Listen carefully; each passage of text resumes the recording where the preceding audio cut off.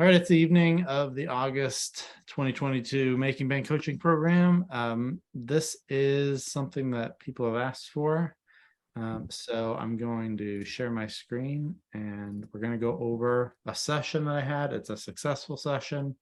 I sold about 10% of the images that I took, which is high for me. And hold on. If you want to unmute, but I'm hearing wind noise and other noises. So I'm just gonna take you guys off. So this person is a leadership executive coach kind of a person. She found me organically. As far as I know, I don't remember her saying that she found me on LinkedIn or whatever. It was through search. She's starting up a new LLC and she wanted these images for that. She got hair and makeup. It was like the second session that I sold under my new pricing. And I gave her the 300 off. I was planning to give everyone who booked on the last week 300 off, even if they wanted to book the last week. That has since changed, but she was one of the people who got the $300 off the $890 session. She pays $590 for hair and makeup and the session, and she got 18 for $5,600. I'm going to just go through the images that she purchased. These were the top picks. She was going to get these under collection pricing regardless. The question was whether to buy 13, 14, or 18, basically. So here, selects.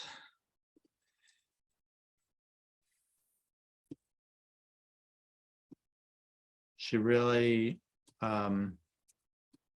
she came in and we talked before the session. She's like, here's what I want from this session. I want to look confident. I want to look competent. I want to look approachable, and I want to look authentic. I was like, I know we did the pre-shoot call. I think you just like really absorbed everything that I was saying I wanted to do with your session, because those are the exact words. She's like, oh, maybe, I don't know. That all sounds good to me. I said, okay, let's do that. And then here are the 6, I'll show you full screen, that she was considering buying in the end. And she really wanted this one especially, and she was really leaning heavily towards this one. I think she was planning to get rid of this one, and she was interested in this one, and that one as well. So we had 18 2-star images, and she put through the 12. She wanted to get to 12. We were at like 25 or 29. It might have been 29. She said, let's get it down to 12. I showed her the collection. She said, I want to get it down to 12. And I said, well, we'll see. I don't think that's going to be easy, but we'll see. I'll see if I can help you. So we got to 18. I was like, here, those would be your 18. And she said, well, I think I want to get rid of that one. And I use this new tactic, which I've used before, but I haven't thought about it consciously enough to talk about it before. But I said, well, okay, instead of deleting that, let's demote it to a 2-star, because it would be much more expensive to get 17 than to get 18. It's $3,900 for 12. It's $5,600 for 18. So if you got 17, what would that be? That'd be like 8,400, I think. If you got 18, it would be 5,600. So, oh, okay, yeah, let's do that. I was like, if you can't get rid of like 4 or more, it doesn't make sense to get rid of that one. So let's make it a 2-star image. So then we had 17 in there. And she slowly added, I think she added these 4, and then we were left with really these. She's like, just put those, demote those two, and let's look at the 12. So we looked at the 12. We looked at the 12 like this. She's like, oh, I really like those. I want all those. And then we looked at the 6 like this, and she said, I don't really like that one quite as much. That's my least favorite of all of them that are left. Oh, I'm not in love with this one. Let's see. Let me remember the math. So she's like, I think she might have pointed at maybe this one and said, this one I'm not in love with. And I said something like, well, if you're only getting rid of 3, you're keeping these 3, then that would put you almost at 5,600. So if you like these at all, those are cheap. If you only got these, then you're 700 away from having these other 4 as well. So she thought about it for a minute and then said, yeah, I think it just makes sense to go for the 18. So I wrapped it up and I sold the 18. Let me show you all these. Oh no, Yannick's watching me try to navigate capture 1. That's not good. So here are the images. Let me like this. There's similarity in there. There's enough variety, but there are a couple pairs in there that are fairly similar, like here and here. These 3 in the red are not too much different. Distinguishable. I get why she would want the 3, but they're pretty similar. All right. So those are the selects. Let's look at the stuff that didn't make it real quick so you can see how I ran the session. Again, I think for this person, the half body, full body thing we did try at the end on her request. She wants to come back. She said once she's lost a little weight, she wasn't comfortable with the full body stuff I was doing. So here we go from start to finish minus the selects. So this is the shirt she came in. We did the hair and makeup tests in it. I actually liked it. She didn't like it. She saw the fading on the corners, the edges of the shirt. Didn't like it, so I didn't push it on her. We tried this.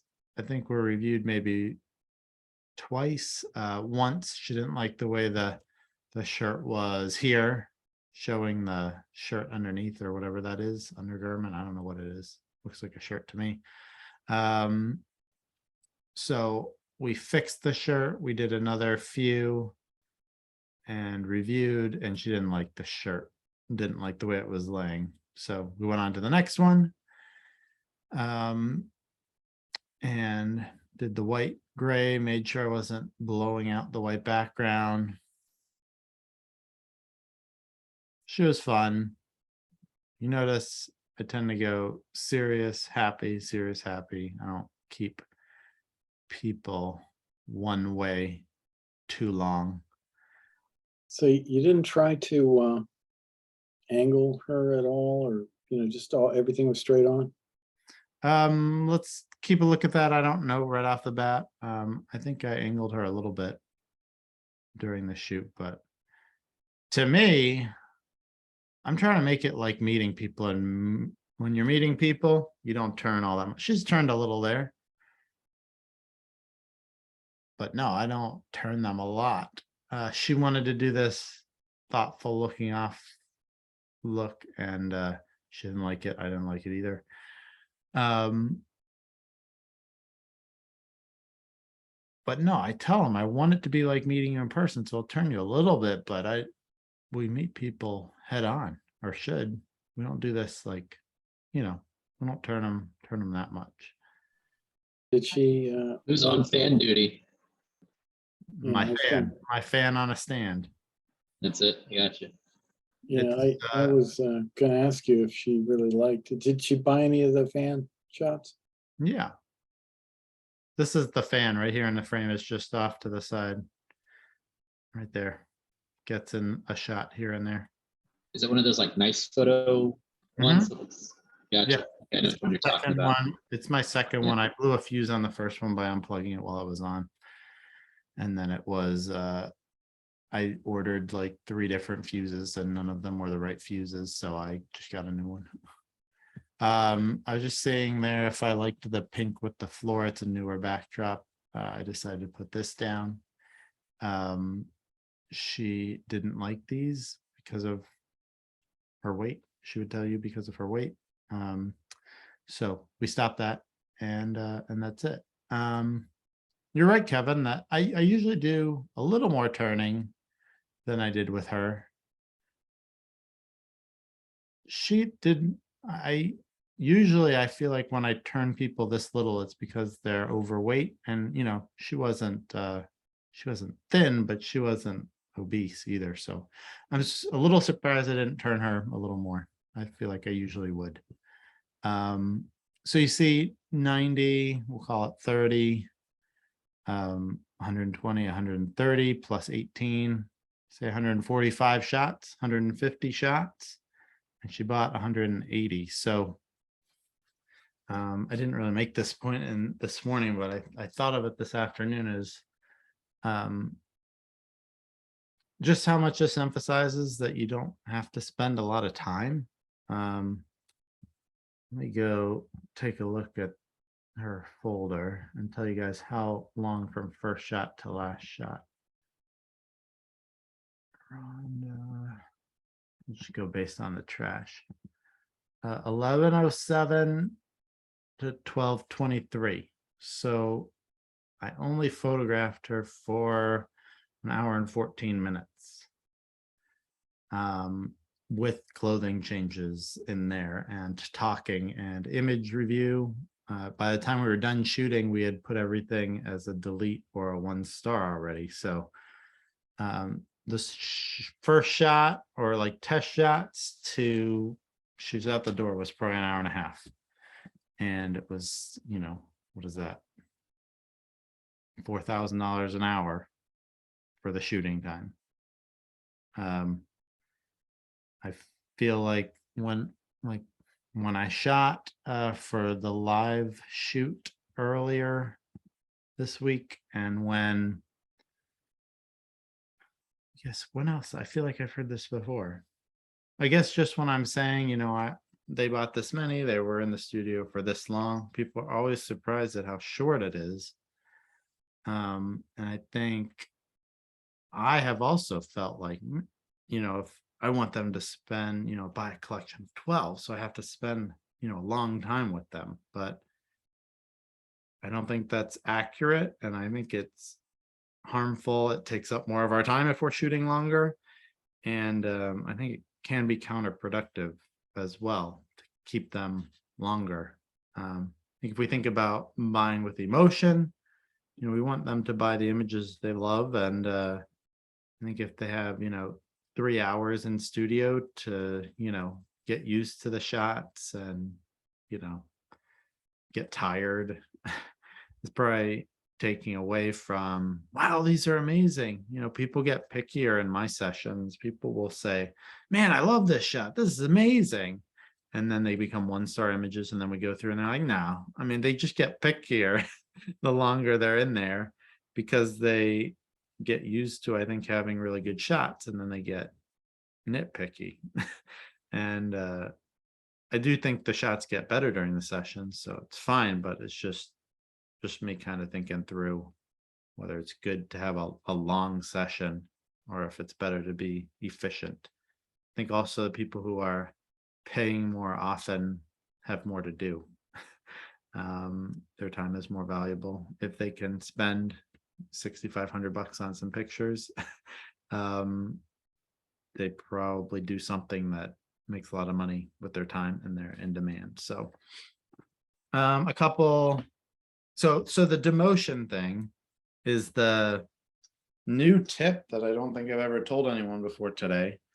But to me, it would be best used when when you feel like the session's gone well and they're happy with it, and they are like, when you feel like they have good shots that are a lot above the first or second collection. So if your collections are 6, 12, 18, if you feel like they have 10 killer shots or something, or if you're at 20 shots and they have 15 killer shots and you feel like they might go for that, to me that's a time to switch. And I know that some people who are trying to follow TNT to the T, I've seen that what they do is they either promote an image to a 1-star or skip it.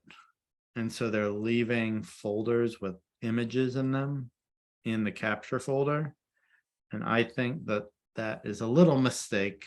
It's not a game changer to delete them, I think, but I think it keeps it cleaner and it gets the idea like these are out or these are in, and they're not just gonna be there for later or something. Like we're whittling down. The number of images that we have is going down, not just we're classifying them differently and there are fewer in the 3-star folder.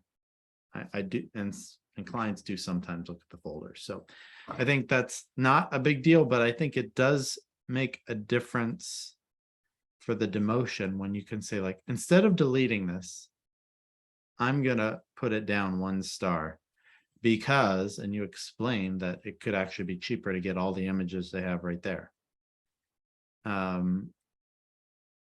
I think it's a psychological change, and it gets them thinking like, oh man, yeah, if I don't want to get rid of just a couple images and then pay more for fewer images. So I've done this a couple times. I feel like it's worked 2 or 3 times out of that many times. I feel like it's worked every time I've done it. I don't know why I haven't figured out that maybe it's something I should do before today. But that's the tip, and I'm eager for you guys to try it if you like the idea and see if it helps. So John, when you sit down with them, what is the first thing that you say? Well, besides bringing them back and showing them and coaching, but when you finally sit down to do the, narrowing it down, one of the guys on the crew said, we're gonna play a game of keep or delete. What do Yeah. you say? I just say you're gonna say yes or no. If you say yes, it goes on to the next round. If you say no, we delete it. I don't do anything cute.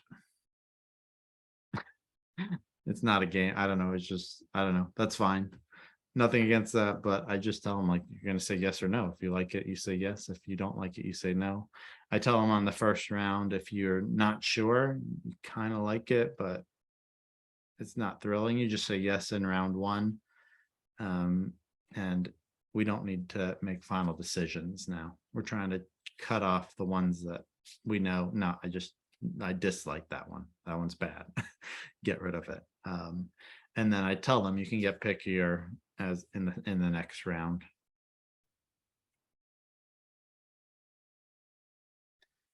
That's interesting because what I do is I go through them. I do 3 rounds. First round, I do 1, 2, 3 stars. So 1 star is no potential, it's out of here. 2 stars is some potential. 3 stars is, yeah, that one I could buy. And Yeah. and so basically we narrow it down, and then I revisit the 2 stars, and invariably they pick 1 or 2 from the 2 stars and put them back into the 3s. And so I got a larger set to go from in the 3s, and then I do a round where I say, yes, I could buy that, or no, I don't think so. And so we get just to the, I could buy that set. And that's when I pull out the collection price. Yeah. I think that's a little more confusing than what I do. So tell us what you do. It's yes or no. They go from unrated to 1 star or they're deleted. Then we go through the 1 star and they become 2 stars or they're deleted. Then they become 3 stars or they're deleted. And then I do up to 5 stars. Occasionally I've had to put them back to like 1 star and go again. But I mean, it's 1 in a 1 in 100 maybe. I haven't done that for a very long time. It's probably less than 1 in 100 right now because I feel like I haven't done that for years. So I change that whenever it gets down to like 25. So when it gets down, once I present collections, we're not doing yes or no. We're doing which of these do you want to delete? Any of them? Do you want to delete any of them? When I get down to maybe 20, I might put them all on a screen, do the hide viewer thing so that they're all on there. I'm like, here's the variety we have right now. What do you want to do? And they'll tell me like, I want to delete some more. Maybe we could get down to 12 or 6, or we want to get down to 6 or whatever. At this point, you've shown them the collections. Yeah. And so then if they're like, I like them all, like, are there any you want to delete there? And I let them tell me. Often they'll be like, well, these two seem really similar. Okay, let's look at those two. And I bring them up on the screen, or I go back and forth between them. So they're full screen in the viewer. And sometimes they say, oh, I like them both. So are they looking over your shoulder at a laptop, or what are they? On a laptop, they're right by me. I go like this, so I'm controlling the computer and they're over here. So sometimes they'll be like, oh yeah, I like them both. They're different. I like this one because it's like that, and I like that one because it's like this. And or sometimes they'll be like, oh yeah, delete that one. I don't like that one as much, and they're the same, or they're almost the same. Okay, delete it. Go back to the full screen with all of them. Okay, what do you want to do now? I do mine very similarly, John. Pretty close to that. The couple of differences are that we're looking at the shots as we take them to make sure we're getting them, showing them their progress and how they're getting better. Yep. But we do our actual selection. I put it all up on a 55-inch screen, and they're able to see them a little bit better. I think they like seeing themselves on that big of a screen. And it's the same thing. First round is just yes or no, and maybes we leave in. And then typically what I'll do is I'll say, okay, let's take 4 images that are similar. Let's put them all up against each other. Select your best one. And I'll go through a round of that. And then when we get down to like 20, 25, that's when I start talking about the packages and bringing them in and, trying to do that. I haven't done what you mentioned, saying, well, let's keep this because it might be less expensive if you put this one in. So I think I'm going to try that. But that's just kind of the routine I've settled on. And plus the fact too, depending on the time of day, I will also sometimes offer them a glass of wine while we're looking at everything on the large screen. And they tend to get a little more conversational. And sometimes they're like, oh, what the heck, go ahead, throw that other one in. Why not? So, I'm not forcing it down their throat. I'm not necessarily encouraging it. I just let them know I have a nice Chardonnay if you'd like to partake at the end of the day. Yeah. I think, Kevin, I think inviting them to say this is mediocre, but maybe is not helpful. I'm surprised they add in a couple that they were like, I don't really like these, but I could maybe buy them. I think having someone say yes to something, I don't let them buy bad ones, but I think saying yes or no helps them more than being like, this I really like, that I don't hate, but I don't really like. I think just keeping it binary is the way to go. Quick question. Do you do all this rating or go through the process all at the very end, or are you doing any kind of rating, like for outfit 1, you rate stuff, and Usually, then outfit 2? Throughout the session, I'm doing delete or 1 star often. Sometimes it's very consistent, like we do 15 images and then we do 1 star and no star. Sometimes I realize like I I've been marking ones that stand out to us, but we've just been moving. It's been more fluid and we're making more progress. I'm like, go back, shoot, and then we don't actually choose. They change outfits, we shoot some more, and then I'm like, oh, we haven't done any rating for this outfit. And then I'm like, oh, we didn't do any rating for the second half of the last outfit or the whole last outfit. So sometimes I'll take, 5 minutes when I realize we haven't been doing that to go through. So by the time we get to the end, we have at most, 5 to 20 images that we just took to rate before we go back to the 1 stars and look at it. I think it breaks up shooting a little bit, which is helpful, and it breaks up selecting. So there's less chunkiness. It's not just one big 100 pile of photos to go through at the end or something. Yeah, so by the end, most of my clients end up with between like 12 and 60 1-star images, even if we've taken 120. So John, that's really interesting to me that you say, okay, so let's do ratings. Like, I'm sorry, I think that is probably one of your like killer things that you do. Because when you think about it, as far as like, the social psychology thing of it, okay, so let's do ratings. Like, first they get behind the camera, they come back, they see, they're like, oh, okay, yeah. And then you're like, okay, let's rate this outfit. You're basically saying, let's rate this outfit. Let's do this rating. Let's do that rating. You're not saying, so now we're going to go through all of these photos and like, clamor through them all. Yeah, I've heard people say things like, oh, my clients are too tired at the end of the session. I mean, maybe I've had that once, but there are people who are like, they're just too exhausted. It's like, it's strange to me. I don't know what's going on, but maybe they presented like, all right, we have 180 images. Let's go through them. I mean, it sounds tiring.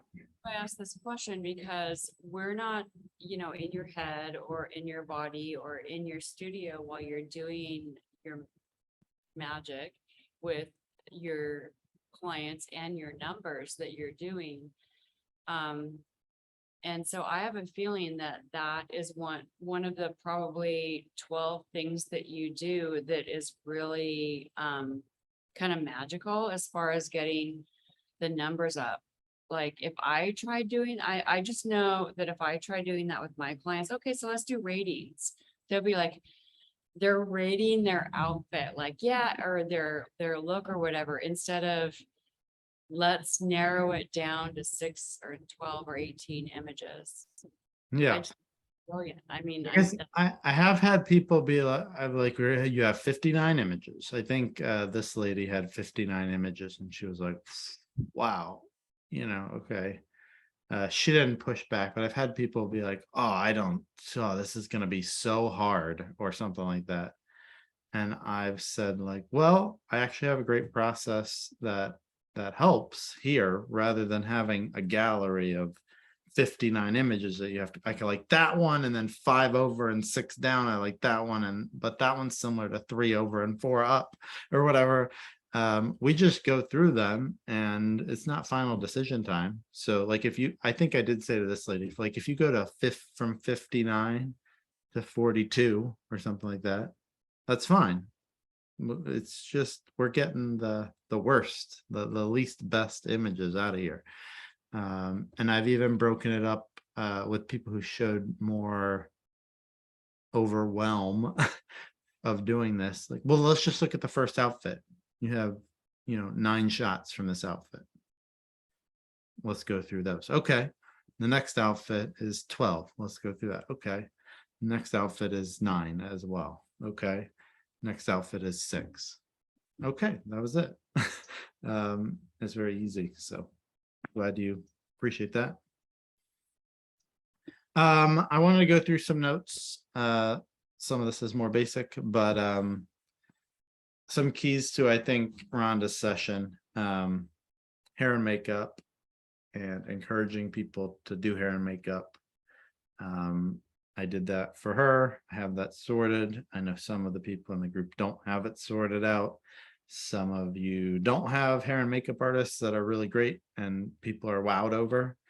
And I would say you're responsible for your hair and makeup person. If you're having trouble with hair and makeup people, you need to take responsibility for it. Even if you're a man and you didn't think you would need to learn about makeup, you need to kind of be able to guide them. I tell my makeup artists know what I want in general for every person. And they also know that they should flex. We want the clients happy, not to just look like I would like them to look. You do tests. Maybe you can combine this with your demos for people that would be good for your business to have the experience with you. You could combine it with building a portfolio where someone who's not an SVP at a large company or something in marketing, someone who just you see that has a good look. You don't know if they have friends that work at great places that need headshots or whatever. But you can test for free. It can be another advantage that you have a hair and makeup person coming in for this to test with. But you need to test them. They need to be really good. They need to be not only good at hair and makeup, but good with interacting with clients, building them up, keeping them occupied. They need to not take way too long. And I do think, I wish that hair and makeup benefited men, or that I recommended it for men and that men liked it as much as women, because I do think it adds a lot to the experience I provide for women. And I think you should have that going. You saw the range of images I got. I brought in the pink background. I had the white background, gray background. We tried multiple outfits. I don't think it was a very broad range of images, but it was enough. I've mentioned this before, so I won't dwell on it, but educating people on facial expressions, you have to be an expert yourself. I think my clients come in leave more educated than they came in about facial expressions, about how to read facial expressions. They're more finely tuned. They will tell me stuff like, I look like, a successful banker here, and maybe here I just look like I'm looking for a job or something. When the expressions are pretty similar, they just get like, oh, it looks like I've made it there, but I look like I'm trying to make it there. They get it, and so they're able to distinguish between two similar shots to be like, I like this one a lot more than that one. They're able to say, ooh, these are similar, but I look like I'm like, I look a little more like engaging, like casual in this one, and this one looks more professional, stuff like that. That helps them see what I'm seeing. And I think they're seeing what other people would get from those images, but that they wouldn't be able to really articulate as well before they shoot with me. And then for Rhonda, I think it probably did play a role that she was saying a lot of stuff. She was not negative at all, or not unreasonably negative at all. Maybe she said, I really don't like that shot or that shirt. That's fine. But she wasn't negative about herself, but she was saying things like, oh, that's not bad. Yeah.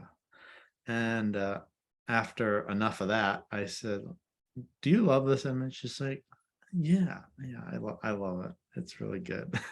But she was saying double negative stuff. That's not too bad, or stuff like that. And not saying, I could tell she really liked them, but she was just reserving the positive language. So I coaxed it out of her. And I got her to say that she loved it. So I think that sometimes I think that comes to me a little easier. Like if something is weird, I'll just be like, I've told somebody like, I don't think you really like these. I remember a shoot last month. It was a demo. I had her in for a session in one image, and she was like, oh, that's good. I was like, really? She's like, yeah, it's great. was like, I don't think, I don't think you think so. Do you really think so? And she said, yeah, I really do like it. It's awesome. So I'm like, okay. I mean, I really don't think she loved them, but I think addressing something like that is valuable. So just trying to get their thoughts out. I often tell them like, what do you think? And they'll be like, yeah, it's good. It's like, I'll tell them like, say something positive or say something negative. I want you to give me positive and negative. And I explain like, if you tell me you like something, it helps me know that like, that's a good direction to go. If you'll tell me you don't like something, it will help me. Or, I can talk to you about it and explain it, or I can help you, but tell me, I've even said like, tell me what you don't like about this image. Specifically, what don't you like about this? And I think some people are just cautious about saying something bad about a photo to their photographer. And I think some people are just cautious about liking pictures of themselves. They just think that wouldn't be humble or something like that. So I try to get them to say what they're thinking. And I think it probably did help this session for her to actually admit that she really liked the photos. So those are my thoughts. And if you have any other questions, happy to try to answer them. No, I encourage my people right from the beginning. So before we start shooting, I kind of go through the process and I tell them, about every 10 or 15 photos or so, we're just going to take a look, make sure we're heading in the right direction. And I tell them, I said, I want you to be honest with me. If, basically, if you don't like it, let me know. And if you do like it, let me know. Don't hold back. I tell them, you're not going to hurt my feelings. You're not going to insult me if there's something you don't like about an image. These are about you, not about me. And so, and then there are times, when I've done similar to what you've said, they'll say, well, I kind of like that one. And sometimes they'll say, no, you don't. And they're like, yeah, you're right. I don't. I'm like, okay, no, this is good. And so then it just kind of encourages them to be a little bit more open and honest. And I think by encouraging to do that, you're actually gaining more trust for them because they know they can be open with you. Yeah. And I even say on all it my, also opens the door for me to tell them, you don't want that image. yeah. I even say on all my calls, I analyze images for you so you understand how I'm seeing images, and maybe more importantly, you tell me what you're liking and you tell me what you're not liking so that I can adjust my coaching to what you're saying. I even say like, maybe you don't like head-on images, or maybe you don't like the white background, or don't like your teeth, or whatever it is. Just it's helpful for you to tell me. So anyway, cool. Yeah, I think it's, you want to know what they're thinking. They're going to make their final decision, and you're going to suffer for it financially if you've been shooting stuff they don't like the whole time. Exactly. And it's going to come out if you don't get it out before. It's like, oh, I think I'll just get this one and leave. Oh, I failed. I was shooting images they don't like the whole time. One of the things that I do is I have a high resolution monitor that sits in front of them, so that I've mirrored my laptop to that monitor, so they get to see exactly what's coming off my camera real time. And I find this to be very helpful in terms of generating a lot of enthusiasm about, as we progress through the session, they get to see exactly what I'm seeing, and we can make adjustments on the fly and ultimately create images that are more in keeping with what they're expecting. So I know Peter doesn't do this. I don't think you do this. Almost no one in the crew does that. I think I've heard of it maybe once before. I think if it's working and you love it and you think it's helpful, go ahead. It's working for you. But I would be worried about it being distracting. I would be worried about giving up my role as a coach to point out what I like and don't like. I'd be worried about them looking over there. I don't know, I feel like it would make me a little more self-conscious. Like, man, every time he clicks a picture, it's something that comes over there.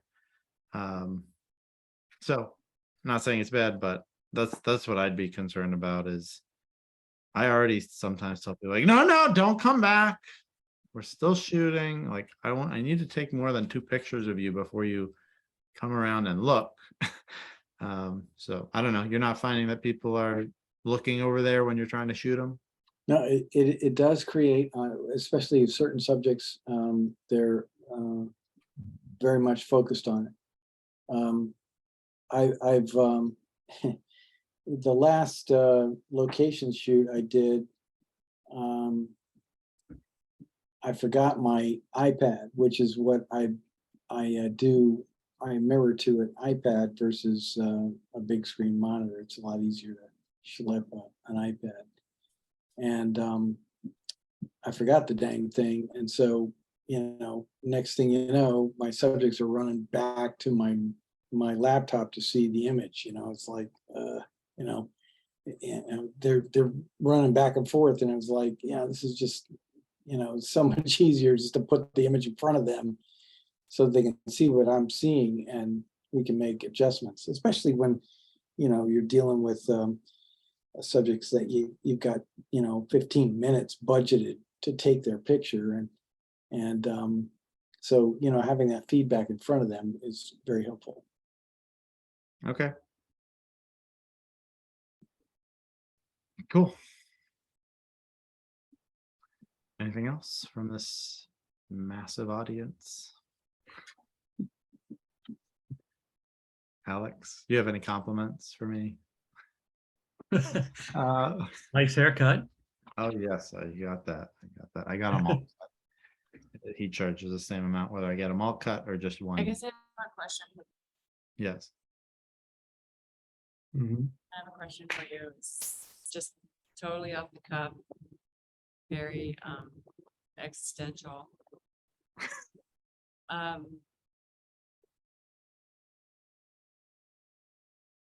If you could look back on yourself a year ago and then center in yourself right now, what would you tell yourself a year from now? What would I tell myself a year from now or a year from then? A year from now. A year from now. Looking back at my progress over the last year.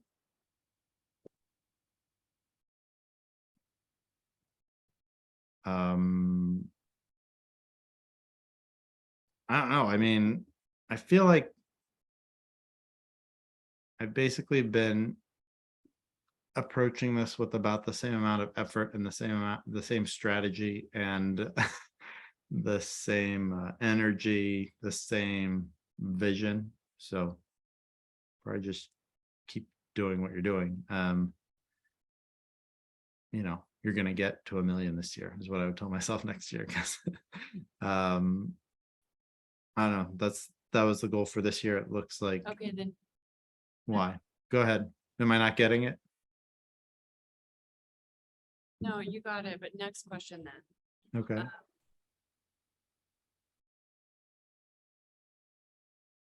Because you're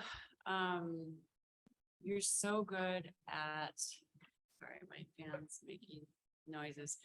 You're so good at figuring out what you want to do and what you're best at, or at least for right now.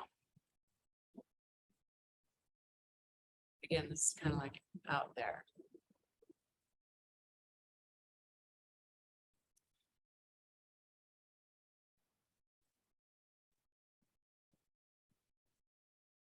I think like right now, if you could just sit in your own body, like you are, obviously, but really absorb what you've done, where you've been.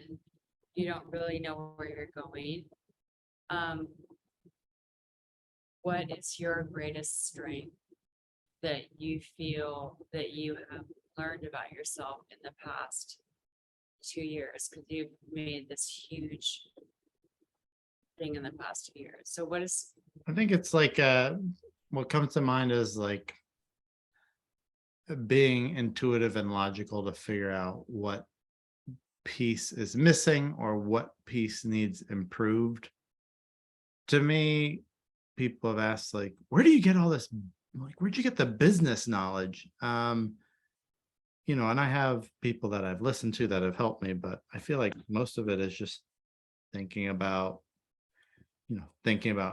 well, how much time do I want to be shooting every week? How much money do I want to make? What kind of business do I want to run? Do I want to be cheap, in the middle, or expensive? Do I want to go to DC every day, or do I not want to go to DC every day? What are the best things to do to get people to know me? What are the best things to do to get people to like me? What are the best things to do to get people to trust me? You know, it's like just thinking about the funnel, like who knows me, who likes me, who trusts me. How do I get people to think of me when they want headshots? How do I make the pricing more appealing while still being lucrative? What does a high session fee and a low image rate say to people? What would make people trust me? A phone call, getting to actually talk to me and hear about what I do. What do people hate about headshots? Being told to smile and looking fake. What am I going to do? I'm going to help people with look authentic. What's like a catchy name for that so people will get to know me for that? Facial expression coaching. You know, what am I going to name my business? John Meadows Headshots? No, I want them to get a sense that it's going to be not cheap, so that they're more prepared for it to be not cheap. You know, it's that sort of like, I'm not incredibly smart. It's just thinking it through, and pushing myself and being committed to trying to use the gifts and skills that God has given me and that I've learned from Peter and others to see. It's like a game. How much can I make? It's fun. How much can I make and how little can I work? Or at least work being away from my family. well, I just sense, I know, I mean, I see you're super grounded and you're super talented and you're also super tuned in, that's grounded. And to me, that fascinates me. That's why, like, I'm interested in following what you do. Because you're kind of an anomaly. I'm sure that you already know this, that whatever business you decide to go into in the future, it's going to be incredible, really impactful in the same way for so many people. Well, thanks. I'm interested to get into my rental car business and eventually real estate. So we'll see how that goes. But thanks. I do feel like I don't know. It's not rocket science. You know, I knew LinkedIn was big. I knew my clients were using profile pictures for LinkedIn. So I decided to be on LinkedIn. No, it's not rocket science, but you have this magical way of making all these little nuances and big nuances like work, which is really cool. And I love that about you. Like Thank I'm you a so much. social scientist, so like I love why people do what they do. So Yeah. I'm like, this dude's fucking cool. Like no matter what. Okay. Thank you for that. That was great. I'm gonna have to play that for Katie. See how amazing I am, Katie? I'm awesome. All right, let's do wins if no one has any, does anyone else want to have a similar discussion for a few minutes? Monologue about me? No, okay. Charlie definitely doesn't. He's like, no way. All right, so wins. Kevin, you got to find a win. I know it was a slow month or two, but give us a win. More time with family, even something like that. You got to find something. Well, let's see. Yeah, we had, a good weekend. with the family. So did a little water park action. My boys are out there splashing around, so they love that. And Cool. that was good. Cool. All right, Jared. All right, Charlie. Oh, Jared.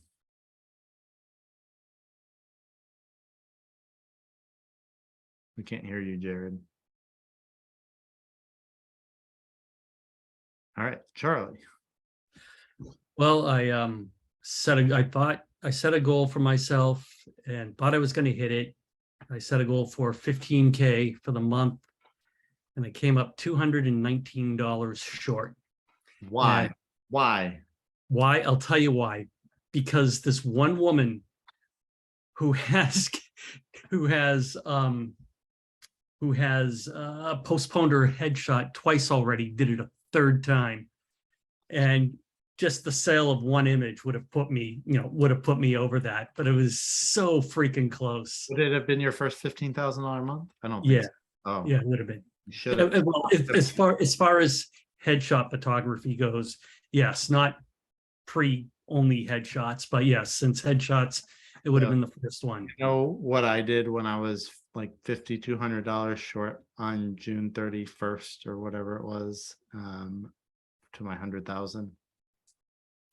I dialed and I got $5,200. Like I pre-sold some images. To me, it's important to hit the markers. Yeah. Like I feel like if you had, how much are your images? 225. So I would have called someone from August and be like, hey, you're going to buy an image on Thursday. If you buy one now, you'll be helping me out. I'll reach a big milestone for my sales for the month that I've never hit before. If you want to buy the $225 image, I'll give it to you for $219, and you can help me out that way. $6 discount, you would have made the 15,000. And now what's your goal for the month? Oh, so it's moving up to 20. Okay, well, at least it moved up to 20, but yeah, I think it would be a little tiny bit helpful if you had actually made the 15. You're right. Yeah, you're right. But still my best month ever. It was still successful. I'm trying to look at the positive side of it rather than whatever. You start thinking back at the sessions where maybe you could have eked out one more image out of them. I'm sure Service right? charges, the Square reader. Do you have the Square terminal? I use Stripe, and I'm looking into the Stripe terminal now. Okay. Yeah, that could have put you over. Anything could have put you over. Yeah, exactly. So Yeah. it's the fine tuning and the little things. That's good though. Any personal record is good, and it's practically 15. So just try to think of it as 15, even though it wasn't. Cool. Yes. Congratulations. That's awesome. Hey, I got my microphone working now. Okay, cool. Go ahead. So I had a good month. I had 18 sessions, I think. Oh, wow. So it started out really slow, but towards the end, just a bunch of people came through. Yeah. And one thing that helped was one local business was like having me do a few new hire folks. So like he just kept emailing, oh, I've got 3 more people coming in. I've got 2 more people. And he was buying full sessions for them. He wasn't doing like a new hire rate. He was doing, full session plus the full per image fee type thing. Cool. So that helped out. And so it ended up being a pretty good month, right around 18,000. That was despite going on vacation for a week. So, and I actually booked three people on vacation. Nice. And found out that if you try to take someone's credit card over the phone in Puerto Rico, Square will deny that transaction because you're not in your usual geographic location. Yeah. Do you have an invoice?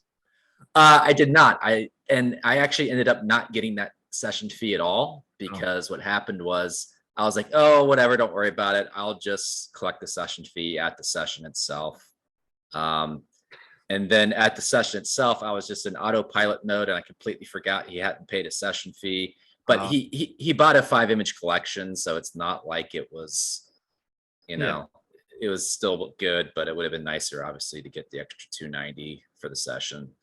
And then I guess the other cool thing is I sold 6 collections this month. So I think that's a record for me. Out of, you said how many? 18? 18 sessions, 6 collections? Yeah, 6 collections. Cool. Yeah. So Awesome. that was good. So yeah, it ended up being a good month. Started out slow and still came out good. Yeah, So awesome. Alex. Unmute. So this month I decided I'm going to do in-person sales for my family and senior sessions. I've been in business full-time for 25 years and I've never done in-person sessions, in-person sales sessions with my family and senior work, which means I've left literally hundreds of thousands of dollars on the table.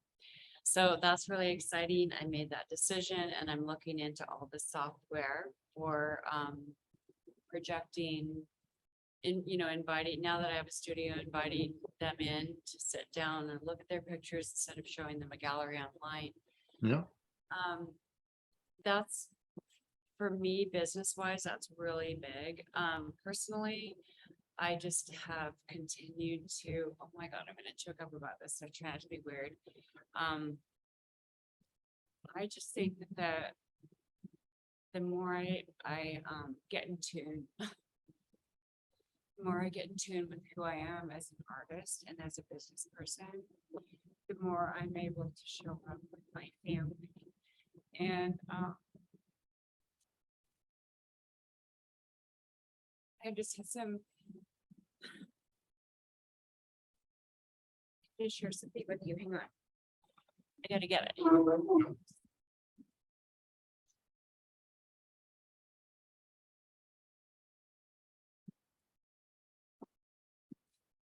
If you think you're gonna cry, you can turn off your video now. That would be a good preemptive.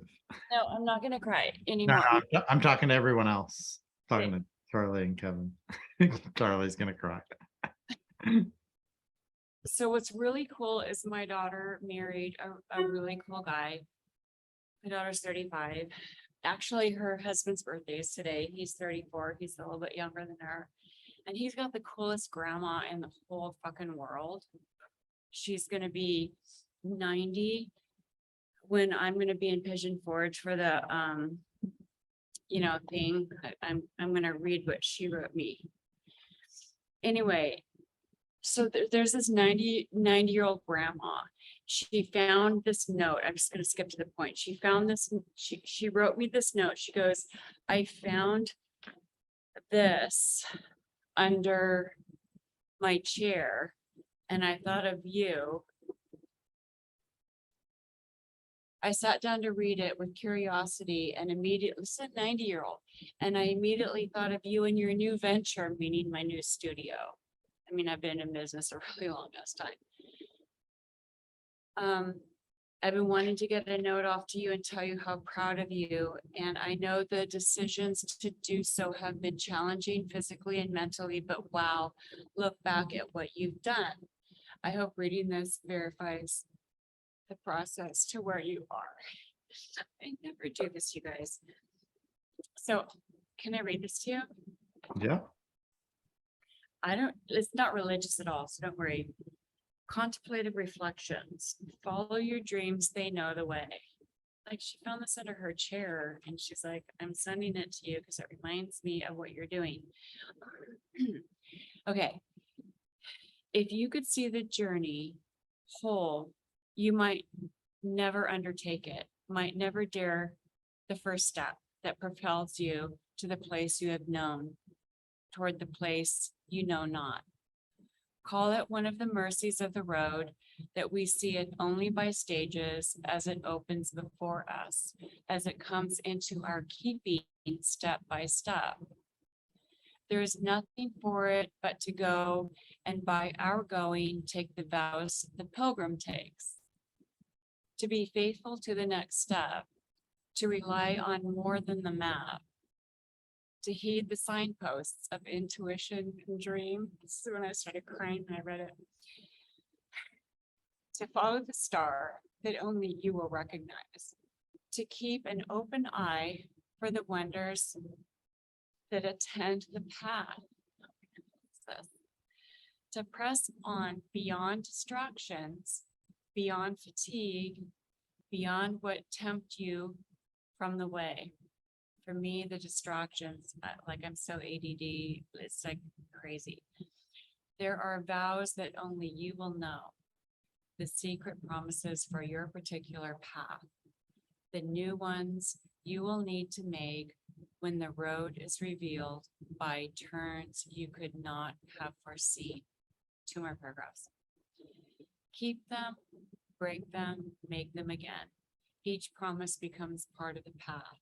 Each choice creates the road that will take you to the place where at last you will kneel to offer the gift most needed, the gift that only you can give before turning to go home by another way. It's by somebody named Jan Richardson. So my win is just by through doing what I've been doing that takes a lot of hard work and a lot of effort and a lot of scary decisions and all of that stuff.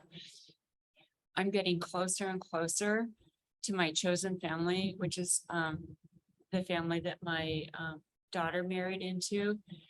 And the 90-year-old grandma finds this under her chair and says, "This reminded me of you," and sent it to me in a note that actually got delivered to the wrong address. And then so I got it a month later. To me, I don't know, that's just so beautiful, like meaningful. Yeah, yeah. I think people are seeing your progress.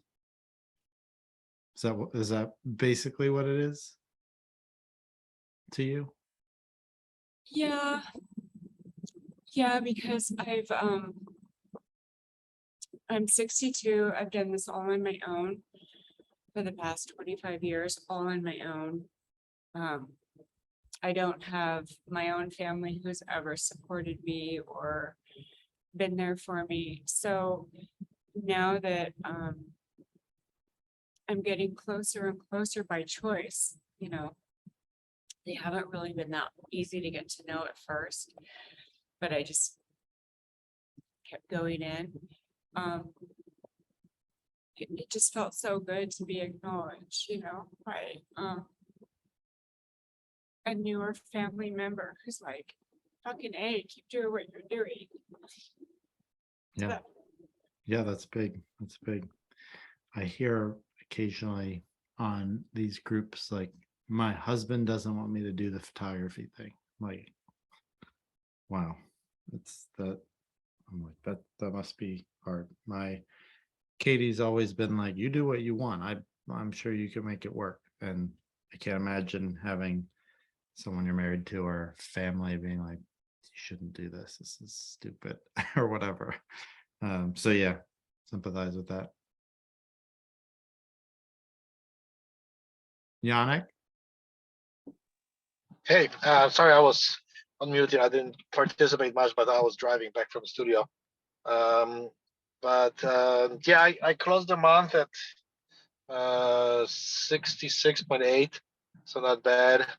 And then the biggest win, I started on Thursday photographing medical doctors for Kaiser, which is in like Southern California. It's like one of the big, or in California in general, is one of the biggest medical groups. And so I'm photographing the first 100 people, and this is just in San Diego County. And I know already other counties are interested in pursuing the headshots. So I think that may be a good gold mine, to kind of make good money. There's especially that is basically little effort, and the person that I'm working with, she's basically getting all the doctors for me, and I just show up and photograph them. There you go. That's awesome. Cool. You beat me this month. I ended up at 55 something. Which, is an average sales month this year, and something that I'm like, man, I did not work much this month. I'm dealing with the pregnant wife. I'm dealing with the 3 kids, the pregnancy. So I'm pretty happy with, I mean, it was kind of the same for last month. So 100,000 a month and a $55,000 a month while I'm got my hands very full and I'm very tired and not having, I haven't been up in this office for more than like 3 hours in the last 2 months. I've been working at the counter in the dining room because I have to be watching the kids, feeding the kids, helping with the kids, changing diapers, etc. And so, I mean, that's a win for me, is being able to maintain a good sales track on in this challenging time. It's a lot. Another win, it's not a done deal, but we've had Maureen found someone who works for a very large architecture firm. It's 1,600 people and 24 offices. She reached out to her, cold calling her on a Friday. She didn't get back to Maureen that day, but she filled out my pricing form on Saturday morning, and I responded, called, left a message, texted, and then I think Monday she wrote back and said, sorry, didn't call back Saturday, but let's find a time tomorrow. So we talked on the Tuesday, the 3 of us. She said she had budgetary concerns, so she reached out for 120, but then she said on the phone call that they had 10,000, so she was thinking they could just get the 20 people out of 120 done for 10,000, which I thought was an indicator of someone who really got it and was respectful of my pricing, not just saying, well, we have 10,000, can you do 120 for 10,000? She didn't realize the on location fee of 1,000, so she was just saying, basically, I guess we can only get 20 done because that's what your pricing is, and we want to work with you. Basically, she's very much like very good marketing person. Like, we need to connect with our clients through the headshots. We need it to look like we know what we're doing and like we're good to work with on our RFPs or proposals or whatever, so that they will believe that working with us is the best option.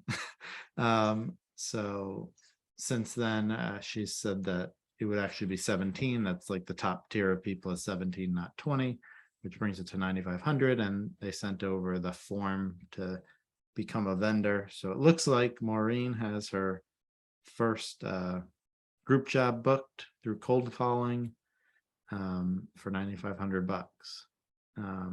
And I think that once the 17 are shot, I'm going to try to do a good job. Once they're shot, I wouldn't be surprised if they find the money, because they really want to they really want the whole rebrand of all the people. But I think they'll be wowed and come up with the money. That's my thought. What else? I think those are the main things. I'm officially confirmed for my Corvette order. I finally got a status number and an order number, so that's exciting. It'll be a while before I have it. Probably not this year, but it's cool to see that it's official. All right, cool. All right. Thanks for hanging out, guys. It was kind of nice it being a smaller group. For anyone watching recordings, please come next time though. All right, cool. Take care. Bye. Oh, Alex, I'm going to email you some software I used to use for in-person that was really good. So I've got your email from your website. I'll send that to you in a few minutes. Great. I'd love to talk with you about it because I'm choosing actually soon for that. Is it ProSelect or Fundy? Well, I'm sorry. Is it ProSelect or Fundy? What's the software? Oh, I'm sorry. I have a jet going by here. It's a ProSelect. Right, okay. Yeah, I'd love to talk with you about it. Thank you. Okay, we'll set up a time. Thank you. Alright. Thanks, you guys. Bye. Thanks,